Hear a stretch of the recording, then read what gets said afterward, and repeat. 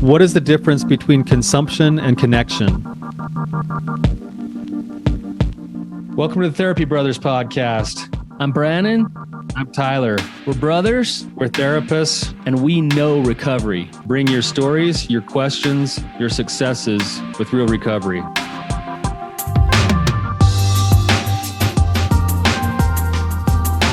Hey, Tyler, you ready to have some hard conversations? Let's do it. Let the Therapy Brothers podcast begin. Brannon, how's it going, man? It's going well. How are you? Good. Are you officially a celebrity now? I wouldn't say that. I don't aspire to be. Well, I am a Family Feud champion 5 times over. I guess, yeah, from the way far past, you are a Family Feud champion. All right, well, let's get into it today. We've got a guest on who is an expert in this field and can actually speak really well to the question that we have today. So our guest is Amanda Lauder. She is the founder of the Sex for Saints podcast and is a certified life coach and has a whole bunch of content on her podcast that will speak a lot to what we're going to get into today as well. So Amanda, thank you for being here. Glad to have you. Thank you so much for having me. Amanda, you got like 321 episodes. You've been doing this for a while. Yeah, I've been doing this for more than 6 years. So it's definitely my passion in life, and lots of good content there.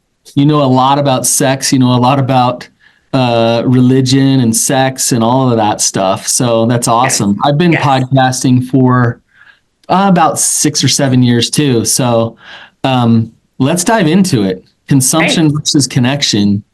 When we talk about like what's the difference? What is consumption of a human being?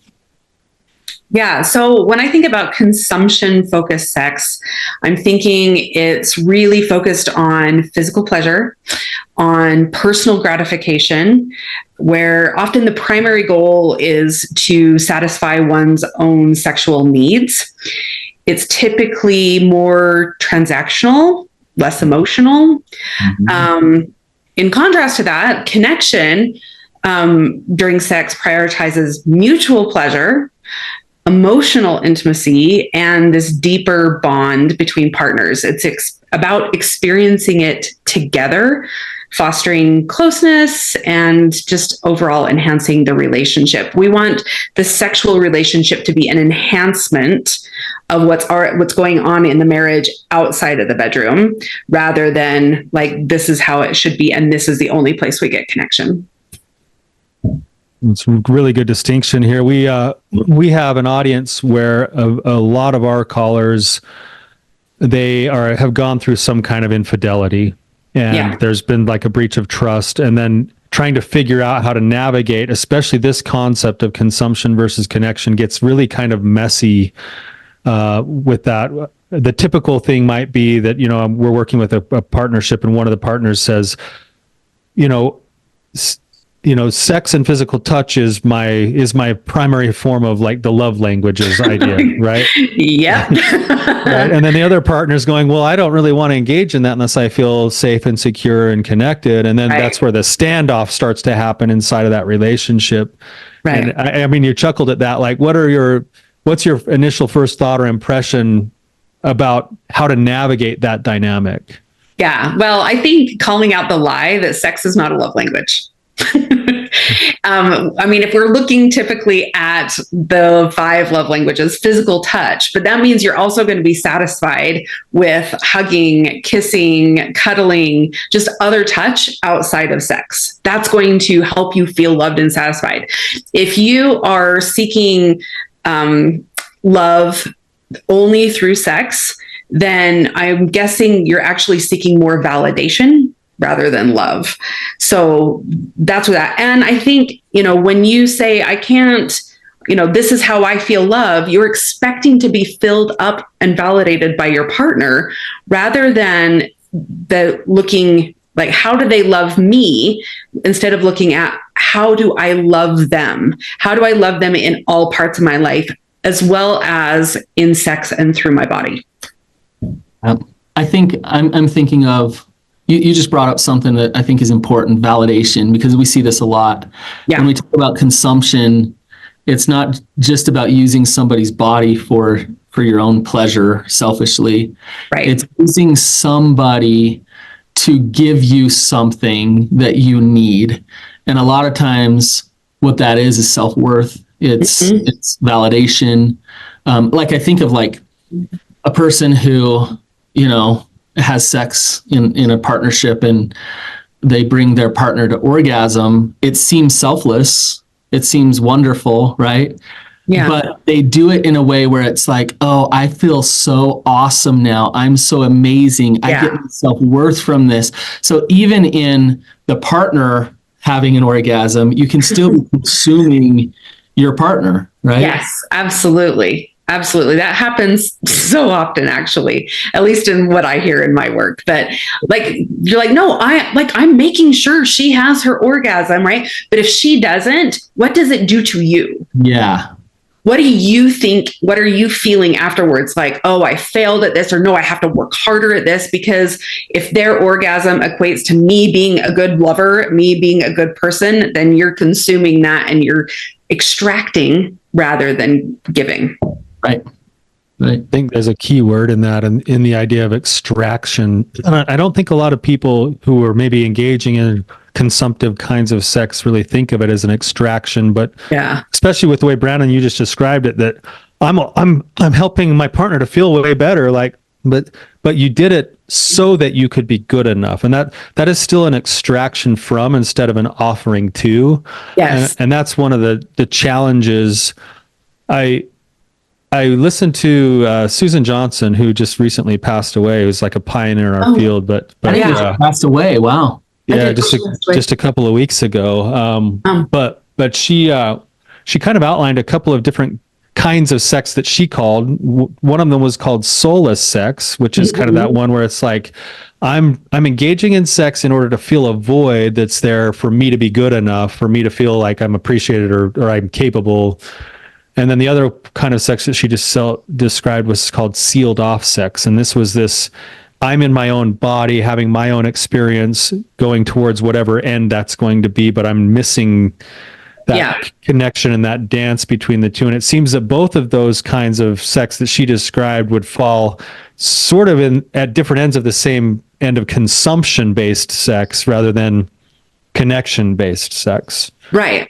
And a lot of times, especially from the women's perspective, they don't quite understand why they don't want sex. Like, yeah, I have an orgasm. Yeah, but I'm just not desiring it, because what they're not understanding is they're feeling that extraction. Like they feel like they're constantly having to validate their partner and they're being consumed rather than like really being open-hearted. There's that emotional connection inside and outside the bedroom, right? They feel that. A lot of women will say like, I'm so touched out. The last thing I want is for him to touch me. But when I get that when we have lots of little kids that are, climbing on us all day, they're extracting from us. Yeah. And then if you move that into the bedroom and you have a spouse who is also extracting rather than truly giving and replenishing and nourishing them and the relationship, like who wants that? Yeah. I want to back up a little bit and just kind of hear your thoughts on this. So like these ideas of pleasure and gratification, like we don't want to demonize those things. Pleasure and gratification are fine. They're actually good things, right? Yes, good things. The problem with them is what then? How can they be problematic? When you don't have the connection there, when it's strictly about pleasure, then it becomes about consumption, right? Yeah. It's like, what can I get out of this situation rather than how can I love you? And pleasure is going to be part of that for both of us. So if you're experiencing pleasure, it doesn't mean you're in a consumptive state. No. If you're doing it in a selfish way where it's just about getting pleasure, it means you're in a consumptive state. Right? Or just about giving pleasure to validate you. Or that too. Right? Yes. Yeah. So pleasure isn't bad. I just wanted to make sure we throw that out there. Part of sexual connection and part of sex is pleasure, and that's part of connection. Yes. I think a lot of it has to do with presence. It's about being with the person where they're at in that moment. For sure. If you're disconnected, you're disconnected from the present moment of what's actually going on. So like take the wife who's had kids crawling on her all day long. Yeah. The husband is like trying to grab her in all kinds of places. Like he is not present with where she's at on an energetic level, where she's at with her body. He's not present with her. So he's disconnected and he's just trying to consume her. Yes, I totally agree with that. And again, pleasure is a really good thing. Emily Nagoski's new book, Come Together, it's pleasure is the measure. We want sex that's pleasurable, right? But if it doesn't feel pleasurable just because like physically it feels pleasurable, but it doesn't feel pleasurable emotionally, it doesn't feel pleasurable like with connectedness, then we're not going to want that kind of sex. Right. It seems that kind of where you guys are both going, that I'm glad you brought this up, because I get this question in my practice all the time, especially from a lot of the men that I work with, is they almost feel because they've treated sex a certain way all the way up through, say, their own pornography addiction or into their affairs or whatever else. And now they have this snapback reaction, which is that, well, then I shouldn't be attracted to my wife anymore, and I shouldn't be turned on by her anymore. And the fact that I'm turned on and that I want that, and that I even like fantasize about her and all that stuff makes me bad. Yeah. And what I'm hearing you guys say is that the sexual drive, the sexual urges, pleasure itself would actually be ingredients of a recipe that need to be there for connected sex to happen. They just can't be the end result themselves. You totally summed it Is that up. what you're saying? Yeah. I would agree with that. I think it's also possible, and I'd love your take on this, Amanda. Two people come together and they have pleasurable sex on a physical level. Let's say they both get off and it's amazing and it's great just in that on that level, and that sex actually did damage to their relationship. It hurt their intimacy. There was a cost to that sex. Would you say that does happen? Yeah, it definitely happens. I actually just did a podcast on how we often use sex as a Band-Aid to cover up other things that are going on in our marriage. Like, sometimes sex is the measure. Like if the sex is really good, the marriage is good. And other times sex is just the Band-Aid where it's pleasurable. We're both getting off. We're having a good time while we're there, but we're not actually dealing with a lot of the other things that are going on under the surface outside of the bedroom. We're not dealing with the conflicts in our marriage. We're just using sex to cover it all up. That would explain the scenario that often happens where couples we work with start to lean back together, and maybe they do have a really nice experience together sexually that hasn't been there for a while. And then the very next morning, say the husband wakes up and is like, let's do that again right now. Like that was awesome last night. And she's like, well, that was great last night. And like, no, not right now. And he's like, but it felt great for both of them. Like, why wouldn't we be doing this all the time? And he's still kind of in that mode of the physical element is what drove that experience. And she's like, yeah, that was wonderful, but it was wonderful for all of the other aspects that were also there last night. But she can't put that to words oftentimes. Like, she's like, yeah, I did feel good. And if we focus on just the physical, it did feel great. And the reason it felt so great to me is because there were all these other factors that I don't know how to put words to. Right. And a lot of times it's our regressive brain going back like, yes, this was a really good experience, but we still have all this other stuff going on that is unresolved and that we need to continue to work on. So yes, while I had a really good experience and I'm so glad we did it and it was connecting and physically pleasurable, that doesn't negate everything else that's going on. And I mean, we need that safety and security. And we can have those moments, sure, but also our regressive brain goes, wait, hold on a minute. Don't forget all of this other stuff. We need to keep moving in a good direction, and the sex doesn't just fix that. I'm just thinking, and maybe I'll go off on a tangent here that we can bring it back, I hope. But I just think women on just a survival instinctual level, they want a man who is strong and secure.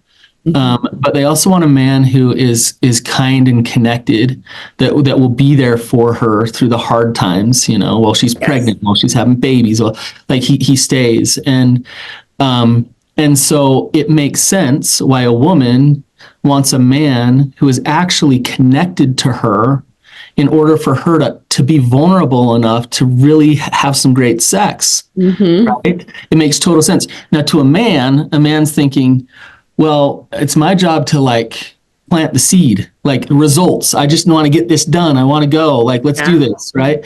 Yeah. And a lot of times a man doesn't understand why that connective piece is so integral, so important in terms of sex in a marriage, right? Yeah. Yeah. I mean, biologically speaking, if we're looking back like caveman days, right? A woman is only going to have sex with a man that she knows can take care of her and a child that might come from it. So that's just hardwired into our biology. And I mean, whether you're trying to have kids or not, or, you're past that stage, it's still there. It's still wired in. And so making sure that you feel connected and that he's going to be there for you no matter what happens through those hard times, that's integral to feeling connected and having a good sexual relationship. That's why, and pointer guys, for you guys listening, if you come home and your wife had one of those days where the kids were crawling all over her, and you stop for a minute and empathize and understand what it was like for her and maybe give her some space, that's sexy in the long run. That actually leads to trust, safety, and good sex in the relationship. Absolutely. Or maybe a hug without touching all of the parts of her body that knows you just want to consume her in that moment. Yeah. Absolutely. Or, saying, I know you've had a hard day tonight. I want to just give you a massage and help you relax. No strings attached. I'm not looking for sex. If it leads there, that's fine, right? But that's not what I'm looking for. I'm looking to give you and replenish you and nourish you through this experience. And that has to be genuine. It has to be without the agenda attached of yes, I'm going to do this, but later, later, Yeah. Yeah. That's a transactional piece that you mentioned that's so hard to overcome, because in the back of your brain, and I'm thinking of myself as a man, even my own experience and my own recovery, in the back of your brain, it's hard to put that voice down a little bit, no matter what. It's we refer to it as the daily quest, where it's maybe we might end up here today. And it's I actually have to let go and learn how to surrender that. Yeah. And trust that I can just love my partner. And this is the weird paradox, is the more that I learn how to actually do that with presence, the more she actually starts to say, I want to lean in. I want to lean back. Yes. It's the safety and the trust is what actually gives her the permission to open more, to lean more. Absolutely. Absolutely. I totally agree with that. And I think for so many men, that is a missing piece, that they're not able to soothe their own emotions and calm that voice down. And then it overrides everything, and you miss the connection that you could have. Yeah. Yep. I want to shift gears a little bit, because we've been talking a lot in terms of gender, just one way, where men consume women in terms of sex. And if we could just speak to, because I know that women use sex as well in a yes, we do. way, right? But it's a little bit different. So if we could just talk about that, how do women use their partner and use sex to get things and to consume? Yeah. I mean, women definitely will use sex as a weapon. They'll also use it to get what they want. I mean, I can't tell you how many women are I know if I have sex with him, he'll behave better. Yeah. And I think in some ways, I mean, that's totally true, and men have to figure that piece out, right? But women have to stop doing that too. Yeah. And so, or I know that if I give him sex, he'll give me whatever I want. Yep. Right. And that's missing for both. It's missing that connection. It becomes transactional, and it doesn't work to create a really, truly beautiful, intimate connection and sexual relationship. You know what we see a lot, Amanda, is where a woman's been betrayed or hurt in some way, and so she starts having sex more in the relationship. Yeah. She's using sex to feel wanted, to feel like, look, I you still want me, right? It's like. Yeah. And also like control, like, well, if I have sex with him, then he's not going to go act out with someone else or this or that. So using sex in those ways in order to feel okay. It's the validation piece again. Validation. Yeah. Right. And the control for sure. It's also a way that women like mark their territory. Like, no, he's mine. So I'm going to do this. And he's not, then he's not going to go anywhere else. Yeah. Well, it seems when that happens too, it's its own kind of a trap, because I'll have a couple who has that the betrayal has happened, they're trying to repair it, and then she will kind of like overdo it on like, let's do everything you've ever wanted sexually, and then he's coming in and he's like, dang, like things have gotten way better, like it's amazing, and she's coming in and she's depleted and she's like, I can't keep up, I don't know what else to do, like this doesn't feel right, but I feel like I have to do it, and there's such a disconnect because he's still so stuck in his own consumptive place, but now she's also doing it to trying to create safety and security, but in all the wrong ways, right? And then it burns her out, and then eventually there's almost like another falling out in the relationship when she's like, I can't do it anymore, No. Yeah, I see that all the time too. And it tends to kind of be a roller coaster until both people can see the patterns that they're contributing to and step into a place of integrity within themselves. This is who I want to be. This is how I want to show up in the relationship, and not take ownership over their spouse's part. You just nailed it right there. And this is what we see all the time. Couples are in ruts and they just are doing like they got married and they start getting in these patterns, and next thing you know, sex is not a good thing for the marriage, it's a bad thing, but they keep staying in these same patterns again. And what you just said, Amanda, is to stop and get conscious yourself, to take accountability for your part, to understand how you've used your partner, to let go of that and to stop doing that, but you're noticing it. It's not about your partner coming to you and saying, stop using me. Right. It's about you going to yourself and saying, stop using them. I want to love them. I want to be connected to them. So yeah, that's pretty important what you just said. Get conscious, get accountable, become aware of what's going on. Absolutely. And I'll just, put in a plug for all of us. Sometimes you need some outside help to help you see that part of it. Right. And because so many times we don't want to be introspective. We don't want to look at ourselves and see how we've contributed the dynamic. And we're stuck in blaming our partner for everything. And not to say that your partner's blameless, right? Like they definitely have their part too. It always takes two. But sometimes you need that outside perspective that can point out how you are both contributing to the dynamic that you have created and how to get out of it. So I kind of have a question here for you guys to kind of think through. I was talking to a guy just the other day, and he's really wrestling with this. I mean, he just got done reading with his wife, Come As You Are, and he's trying to figure out brakes and accelerators. And then we were talking about the day that they had just had, and he was like, I'm still hoping that we have sex all day long, but I'm trying not to make that be an expectation. And then he's like, but if I show up and if I'm a good man and I do get home and I help out with whatever's going on around the house and I feel the energy in the room, and then I show up and I get the kids all put to bed early, and then maybe I rub her feet for a minute, and then we have sex, is that not still transactional? And I guess I'm wondering, like, in my mind, I didn't see that as transactional, because if you actually let go of the pressure and the expectation and just be the person you want to be, then that connection sexually happened to just happen. And in his mind, I think he's still thinking, but yeah, that was still the daily quest in some way. How do you move from a place of, if you're used to it being a transactional thing on either end of the spectrum, how do you actually start to move towards connection then? Yeah. I mean, I think it's looking at your motivations, right? Are you helping, with the house and putting the kids to bed and rubbing your wife's feet because you want sex? Or are you doing that because you're a partner in this marriage? You're a parent. You want to be a good husband because that's genuinely who you want to be. Like, sex is going to flow from that naturally when you are showing up within integrity of yourself and being a good partner and husband.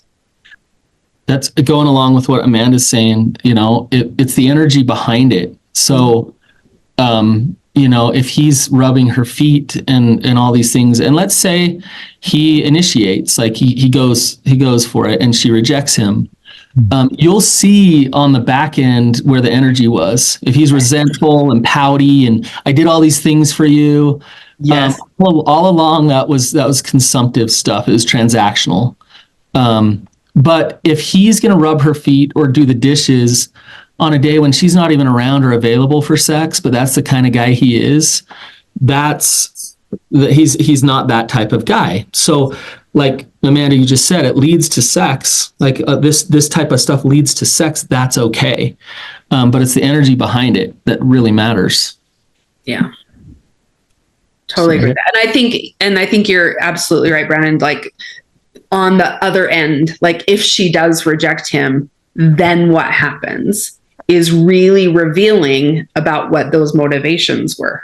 Mm-hmm. Right. But if he's like, that's okay, and he works on, like, it's okay for him to be disappointed. Right. Disappointment is a normal emotion, but right. Do you take that disappointment out on your wife? Right. Right. And a lot of times these wives are like, well, I can't handle him being disappointed. So I'm going to say yes to something that I don't actually want to say yes to. And then yeah, he got the sex, but it wasn't connecting. And yeah, she had it. And then she resents him afterwards. There's this really magical place for couples to get to where I can be comfortable with my partner being uncomfortable. Yes. So if you get to that place, then like, it's okay for him to be disappointed. It's also okay for him to be honest of like, hey, I want to rub your feet and I hope it leads to sex. Yeah. And for her to be able to say, well, I'd love a foot rub and it may or may not. I don't know. We'll see. Right. Exactly. And let's say it doesn't. He's disappointed. She can sit in, I'm okay with him being disappointed. That's actually a really healthy relationship. That's a good thing. Yes, it is. And honesty is intimate, right?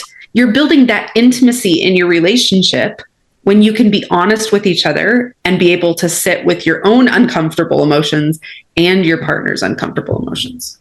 There's a level of maturity that I think couples have to grow into, and I think they sometimes feel like they're failing when this change starts to happen, when in reality, it's part of the step that you guys are talking about right now, where, if I pursue my wife and she says no, and I am disappointed, but instead of pulling the covers away and rolling over and being rejected and like, oh, poor me, I'm able to say, okay, that's hard, but yeah, I totally respect that. And I wouldn't want to engage with you unless you were ready.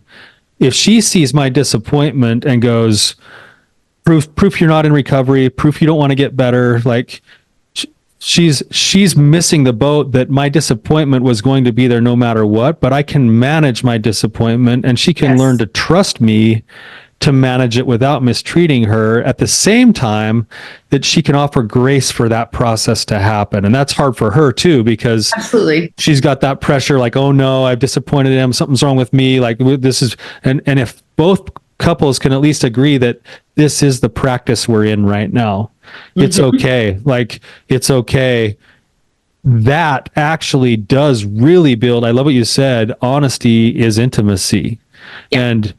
And I think some couples, they feel like it should just instantly be like, he doesn't have any sexual drives after he approached me and now he's all better now. And it's like, no, it's going to take him a minute, both physiologically and emotionally, to be able to hang in there and get re-engaged. But if you see him doing that work, that's good work. That's good work. Right. Absolutely. Yeah. I just think one of the big setups in all of this is, well, it's two things. It's the way we're conditioned and socialized. We get into relationships and we think, well, there should be a cadence. Guys should get it every so often. blah, blah, blah, that kind of stuff. And expectations get set, which then lead to, not being connected during sex. It's like, okay, I'm falling into this system Pressure. that's now pressurized, and I'm in this system, and this is how we do it. This is what we do. And you're missing the point of a relationship. Everybody's unique. Everyone's sexuality is unique, where you take a step back out of those systems and say, I want to know you. You want to know me. Let's merge together in this beautiful way that is independent of all these shoulds all around us. Yeah. Right. So it's complicated. Marriage is complicated. Sex is complicated. And it just is. That's why we have jobs, right? Exactly. So, well, Jody. Not Why do Jody. I call you Jody? I got Jody on my mind. I was talking about Jody earlier.